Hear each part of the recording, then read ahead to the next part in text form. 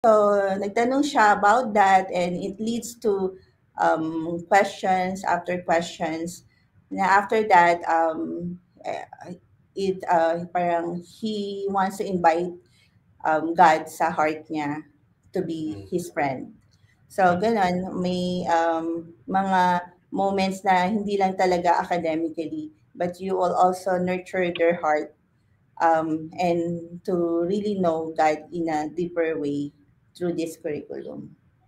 So balancing act din talaga siya, ma'am, no? Na parang like okay, we tap the yung academics, you tap the creativity part, and then you tap in the spiritual and then emotional quotient nila. So parang kumbaga, kasi minsan parang di naman sa ano, no? Parang karamihan marami mataas EQ pero mababa IQ.